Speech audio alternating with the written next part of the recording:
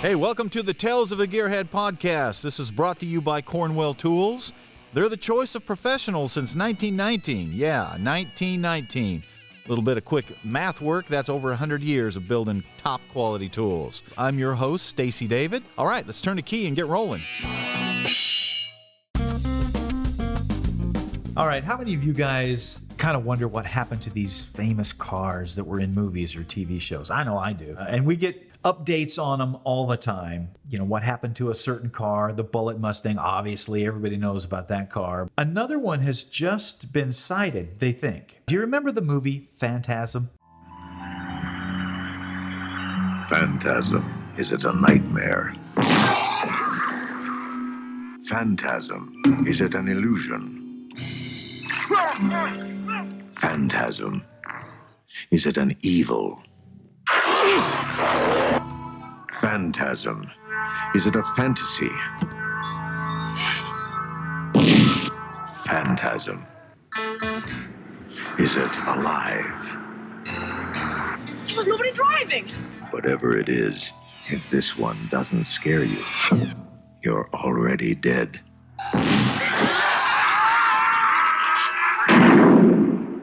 Phantasm. Well, it featured a black 71 Cuda, which was cool as stink. It wasn't actually the Hemi Cuda, which was a different model, but we manufactured it to look like one. The word was always that car had been destroyed. Ultimately, that car disappeared after shooting. I don't know if it was sold or junked or whatever, but it's gone, never to be found again. And then a guy just the other day was watching an old rerun of Chips.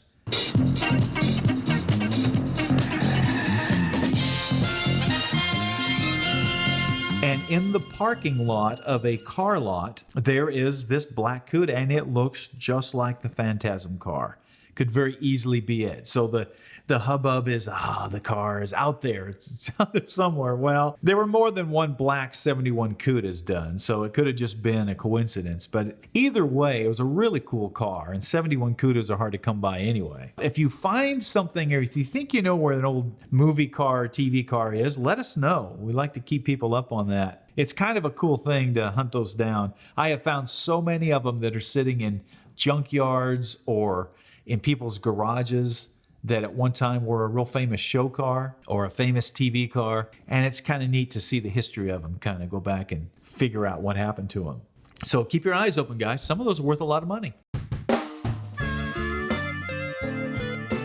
One of the questions I've got here deals with safety and towing. Since everybody generally will tow their vehicles from time to time, it's kind of important to know how to chain things up and to latch things down. And we have covered that on the show several times. Let me give you an illustration of how important those chains are. This story just came in. Just out of Twin Falls, Idaho, there's a place called Malad Gorge. And Malad Gorge it literally starts as a crack in the ground and then turns into this giant canyon that's like 200 feet deep. And it is something that you can go out and look at. If you get a chance to go out there, it's really something to look at. You can go down and tour it and all kinds of cool stuff. There's a bridge going over the top of it. Well, these guys were out driving the other day, lost control of their pickup. Now, this is a Ford F-350, and it's pulling a trailer. And the truck went off the bridge, and the trailer is the only thing holding the truck from falling into the gorge. And the hitch comes apart, and the only thing holding the two together are those safety chains. You know, the ones that you forget to cross, and half the time you don't hook them up. Well, this guy was very lucky that he hooked up those chains, because the truck is dangling down in the gorge, held only by those safety chains. The rescue crews came out. They added some other chains from the semi-truck, and they managed to rappel down there and get the two passengers out of the truck. And that was the easy part. Then they have to figure a way to try to pull that truck back up out of there, man. I don't know how that guy pulled that off, how he managed to get that truck in there and not go all the way over, but he was one lucky dude. So the moral of the story, make sure you're hooking up your trailer right and hook up those safety chains. So I have a question really quick about, I saw the same article as well. And then I saw an article a week ago about towing, and a family going on vacation had towed their Jeep behind, but they had left it in, I believe they had left the transmission in first gear. They hadn't unhooked anything. It wasn't in neutral. And so it ran at highway speeds for like, I don't know, 4 hours before they figured it out. And it was still in first gear. So it totally destroyed The bag of gravel. Oh, they were like, it was just annihilated. Yeah. Say you're going to retire and you've got your Jeep Rubicon, which I think is what it was they were towing, and you've got your 30-foot camper and you're just going to go out and hit the States. You're going to see the land. You're going to take your Jeep with you. What is the most bulletproof way to tow, especially a four-wheel drive vehicle and probably a four-wheel drive that was an automatic? What's the bulletproof way to tow those? Because I see them all the time, and they're always four wheels on the ground, Yeah. right behind these RVs. And I had always learned that you never do that. Yeah. But I'm sure there's a safe way to do it. So Yeah, that's a really good question. What you're referring to is generally called flat towing.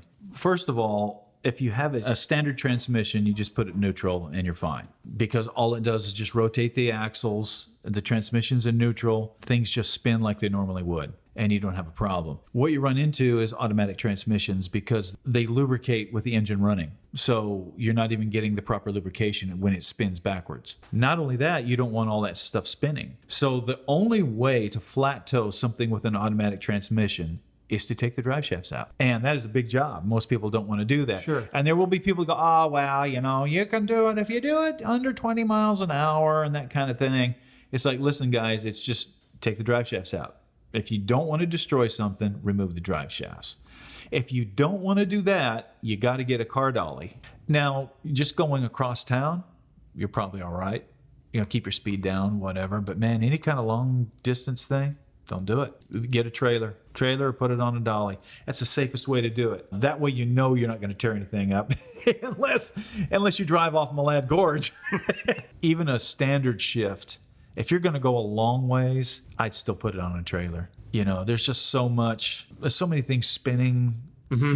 For example, like that old Willie's Jeep that we had. Yeah. That's about a 40-mile-an-hour deal. Okay, so you flat tow that behind a truck, and you're running down the interstate at 70. Well, that thing doesn't even have the bearings to go that speed. You're just winding that thing up like crazy. Oh, sure. Even though it's not going into the motor, that transmission spinning, all those bearings, it's just not good. I'd put it on a trailer.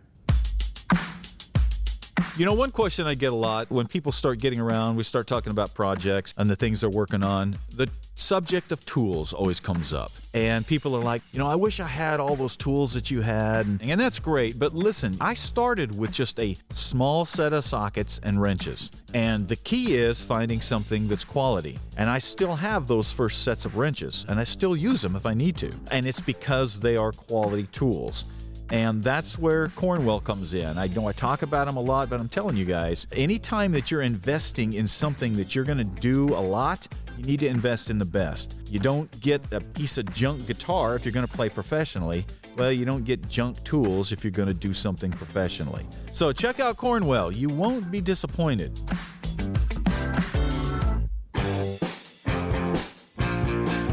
Okay, my big question for you out there that are listening to this podcast is, what do you think about electric cars? Boy, did that open up something.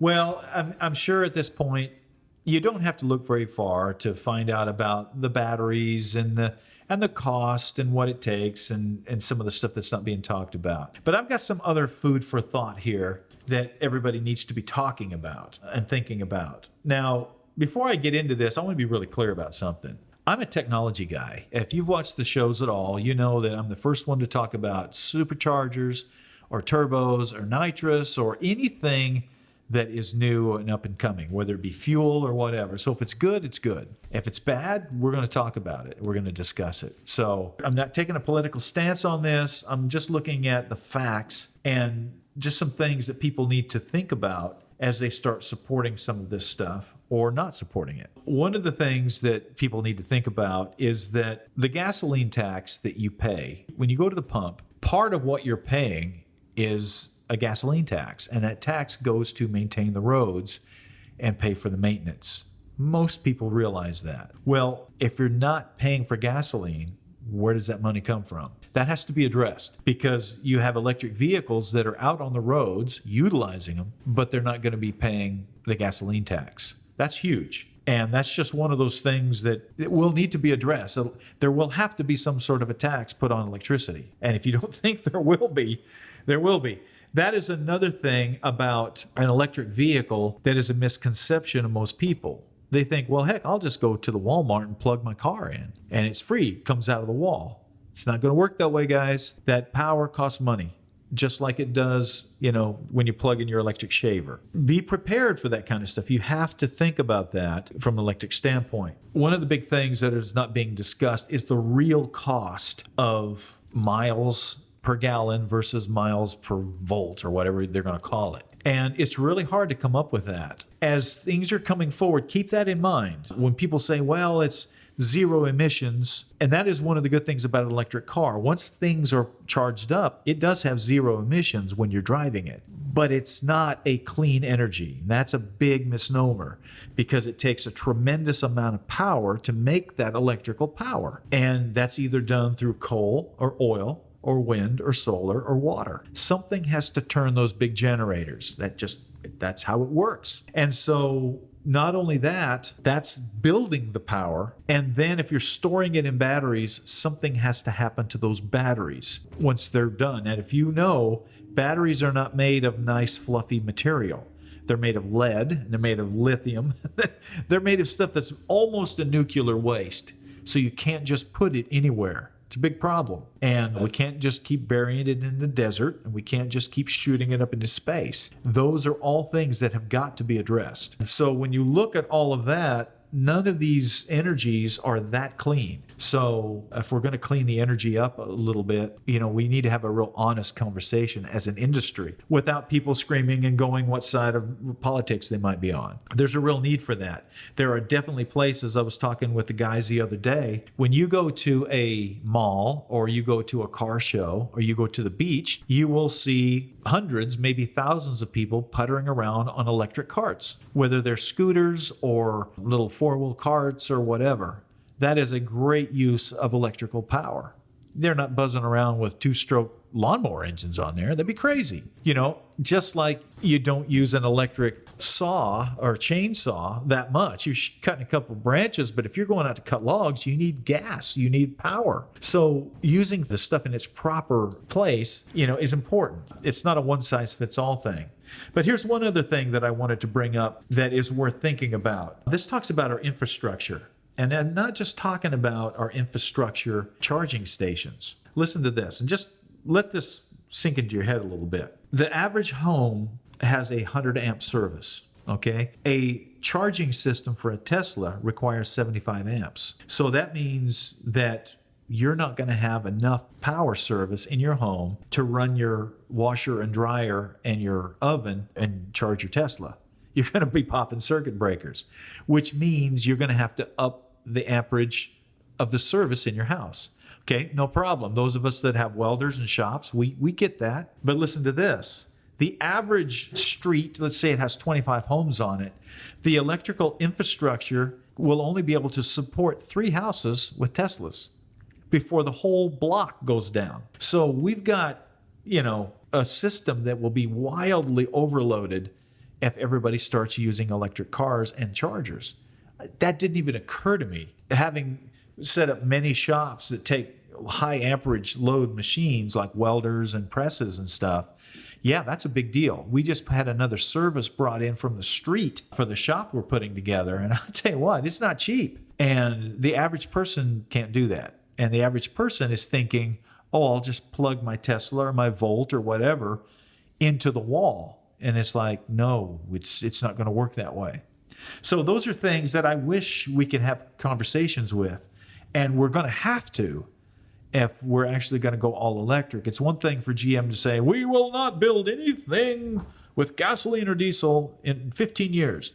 Well, that's great to say that, but there's a lot of other things that need to be addressed before you can make that kind of statement. As you guys are out there, keep your eyes on what's going on. Like I said, there's a place for electric vehicles, there's no question. But I also think there is a place, and always will be, for gasoline and diesel-powered vehicles as well.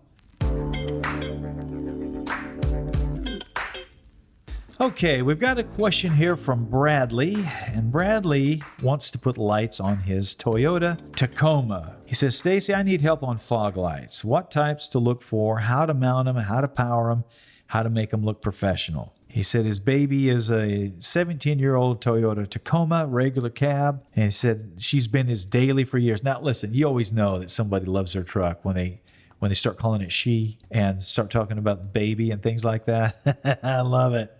He says he teaches in a rural West Texas town. Awesome. Hello to Texas. He says fog can be a part of his morning commute. And he said he hasn't modified or changed or done anything to the truck. And he's looking to do some of that. Awesome. Well, first of all, the Toyota Tacomas are great vehicles. So you got a good truck to start with there. Okay, lighting. You're talking about fog lights. As you know, fog lights generally have an amber lens. And the reason they're amber is it cuts through the fog a little better. A driving light is usually a clear light. And, it just kind of depends on what you want to use. You have to decide, are you going to mount it on a roll bar up over the cab? Or are you going to put them down in the grill? Are you going to put them behind the grill? You don't really say much how you want it to look. But those are all stylistic things that you have to kind of decide. Now, I would steer you to somebody like Baja Designs. They're really good with lighting. All right, when you start to look at lights, you've got like your wide spots and you have your long throwing spots that go deep. What they'll do is it's the way they throw the light out there. And it sounds like you're looking for more of a fog light, but you'll still need to consider the way they throw the light out there. Your long spots, through a really sharp beam. It's very narrow and it goes very far. And these are the lights that you don't want to kick on when you're running down the road. You'll blind everybody coming toward you. And then your wider spots they kind of go for your turns and they kind of light to the side of the vehicle as well. And they throw out a wide swatch of light. That's more of just an everyday or a working light. Okay, so now once you've decided the kind of light you're going to go, there's other companies you can look at. I mean, KC is still around. There's a lot of companies if you just Google off-road lights. But I would recommend checking out Baja Designs first. Now, when you wire up your lights, they pull a tremendous amount of power, so you have to run through a relay. And most of the quality lights that you're going to buy, they will come with a switch and they will come with a proper relay.